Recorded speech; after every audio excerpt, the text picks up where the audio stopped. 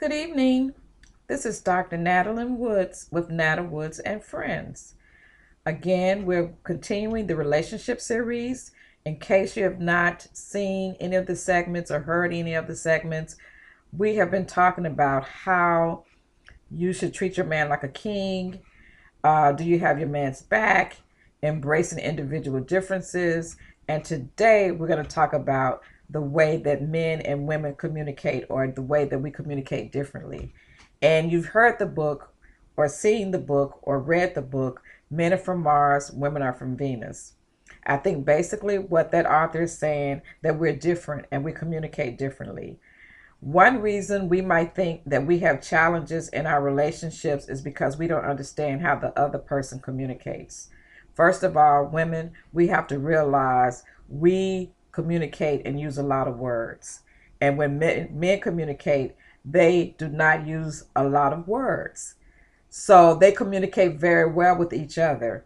I have witnessed my husband communicating with another guy, and all I hear are grunts and bullets and one or two words. And my husband can come back and tell me complete sentences that the other person has said. I don't understand how they do it. I don't understand how they hear it, how they are able to comprehend what the person is saying, but it's a language that they understand. So when we're talking to them, we have to realize we have to get to the bottom line, the main idea. What are we really saying? Because we may miss them by using a lot of words. Men are one to solve problems, they're solution oriented, and a lot of times when we're telling them what's going on with us, we are communicating to talk maybe, or it makes us feel better by communicating different things that's going on. But keep in mind, they're solution oriented, so they want to come up with a solution, and they feel like we should be done with whatever we're talking about. So the very next day, when we're coming to vent again, or to communicate that same problem again, or that challenge, they're thinking, aren't we done with that? Why are we talking about this again? And they really don't appreciate the fact that we didn't take their recommendations, or their solutions, or their ideas, or their suggestions. We may just be venting. I try to tell my husband, when I communicate to him, it makes me feel better. And when I talk to my girlfriends, we understand that, and we know that we have to be there for each other.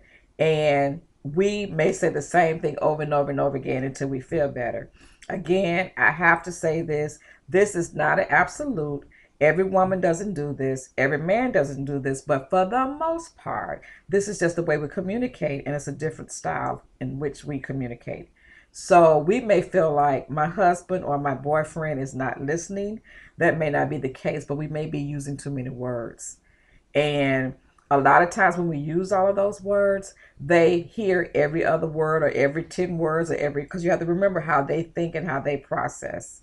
So I will continue this series. There are a lot of different segments or different elements to this, but just keep in mind we communicate differently, and this is just the way that we were trained or brought up or whatever. But it's just how we're different. And one other thing that I want to say in this particular segment, as women, we think men should know what we're feeling or what we want because they love us. They should understand. We have to tell them what we want. We have to tell them what we're feeling. We have to get to the point with them. We cannot assume they should understand or they should have known, because they don't. And again, this is not an absolute. I must continue saying this because I don't want anyone to think that I'm saying all men communicate this way and all women. But for the most part, the way that we're wired, this is the way we communicate. And I've been guilty of assuming or thinking that my husband should know how I'm feeling or what's going on with me because he loves me, so he should know. That is not the case. We have to tell them what's going on. This is how I feel, and get to the point. And a lot of times we may miss them by not getting to the point, and we assume that they can infer or make an inference on how we're feeling, and that's not the case. But I will continue this communication segment because it's important, and a lot of times we miss each other when we're communicating, but we communicate differently, and we have to embrace it and respect it, but realize we're just different. I will see you the next time. My name again is Dr. Natalyn Woods, and we're with Nata Woods and Friends. If you want to email me, feel free. My email address is NATA Woods, WOODS, Nata Woods at yahoo.com. And for the Facebook friends, I am on Facebook, and you can email me through the inbox on Facebook, or feel free to make comments. I will talk to you the next time. Thank you. See ya. Bye.